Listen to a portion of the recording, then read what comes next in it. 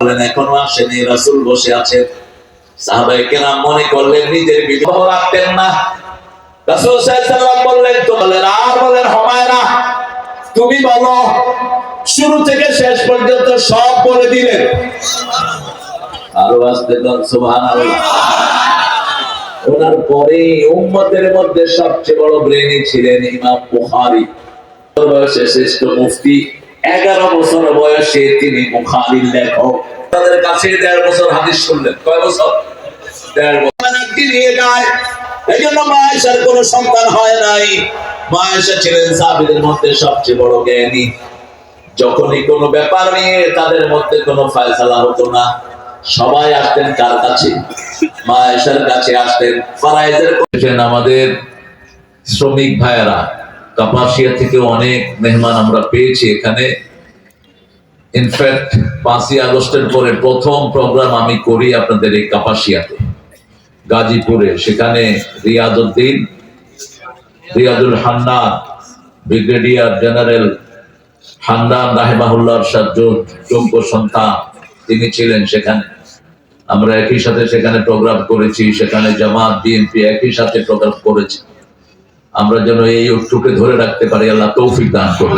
আমিন। দুই গ্রুপের রক্ত ঝরেছে, ঠিক না বেঠি? ঠিক। মায়ের খেয়েছে দুই গ্রুপ। এখন এদের মধ্যে যারা ফাটল ধরাতে চায় এরাই হলো ফ্যাসিস্টদের দালাল। ঠিক। এটা আমাদের মাথায় রাখতে হবে। বিএনপির সবচেয়ে বেশি অ্যারেস্ট হয়েছে কোন দলের? বিএনপি বড় দল। বিএনপির বিরুদ্ধে মামলা হয়েছে 2 লক্ষের উপরে। এক একজনের বিরুদ্ধে। আমাদের আজকে মোহাম্মদ আবু জাফর সুলজু ভাই তিনি আসছেন। হ্যাঁ,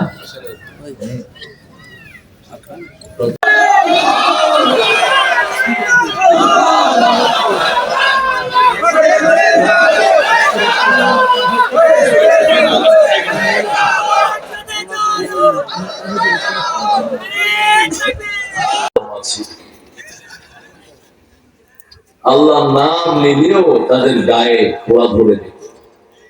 আমরা মেয়েরা কি নিয়ে আসে? বরকত নিয়ে আসে, এটার গায়ে হাত দিবেন না। রাসূল বলছেন গালিও দিবেন না। লা তাসুবুল বানাত ইন্নী আবুল বানাত। খবরদার মানুষেরা মেয়েকে গালি দিবে না, আমি সব মেয়েদের বাবা।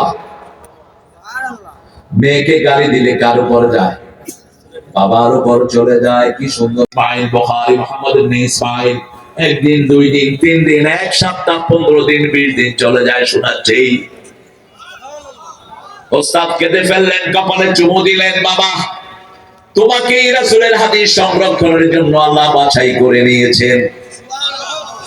ছোট্ট মোহাম্মদ বললেন হুজুর আমি সব। বলেন এখনো আসেনি, রাসূল বসে আছেন। সাহাবায়ে কেরাম মনে করলেন নিজের বিবাহ রাখতেন না। রাসূল সাল্লাল্লাহু আলাইহি ওয়াসাল্লাম বললেন তো বলেন হুমায়রা তুমি বলো। শুরু থেকে শেষ পর্যন্ত সব বলে দিলেন। আরো আসতে দেন সুবহানাল্লাহ। ওনার পরে উম্মতের মধ্যে সবচেয়ে বড় ব্রেনি ছিলেন ইমাম বুখারী। বয়সে শ্রেষ্ঠ মুফতি, 11 বছর বয়সে তিনি বুখারীর লেখক। তাদের কাছে 1.5 বছর হাদিস শুনলেন। কয় বছর? 1.5 বছর। নিয়ে যায়। এইজন্য মা আয়েশার কোনো সন্তান হয় নাই। মা আয়েশা ছিলেন সাহাবীদের মধ্যে সবচেয়ে বড় জ্ঞানী। যখনই কোনো ব্যাপার নিয়ে তাদের মধ্যে কোনো ফয়সালা হতো না, সবাই আসতেন কার কাছে? মা আয়েশার কাছে আসতেন। ফরায়েজের কত? বয়স 50, মামলা খেয়েছে 67। 13টা 3 বার জেল কাটছে, আরো 10 বার বাকি আছে তো জেল।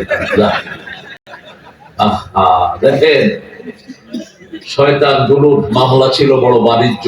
মামলা দিয়ে পুলিশ লেলিয়ে দিত আর পুলিশ এসে টাকা লুটপাট করতো। ঠিক আছে? ওই চোরা পুলিশ গুলো কোথায় এখন? আছে, এখনো আছে। আমরা 7টা দূরের উপর আজকে কথা বলবো। আল্লাহ তৌফিক দান করুন। আল্লাহুম্মা আমিন। আল্লাহ ছায়াতলে থাকতে চাইতো। হাদিসের শব্দটা এসেছে আল্লাহর ছায়া।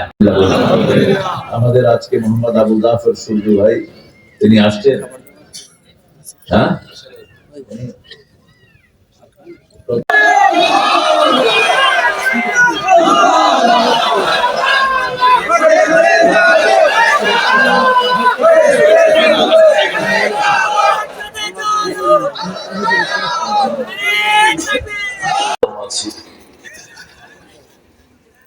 আল্লাহর নাম নিলেও তাদের গায়ে ঘোড়া ধরে দিত।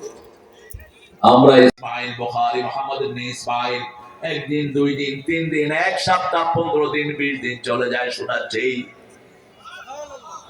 ওস্তাদ কেঁদে ফেললেন, কপালে চুমু দিলেন, বাবা তোমাকে রাসূলের হাদিস সংরক্ষণের জন্য আল্লাহ বাছাই করে নিয়েছেন।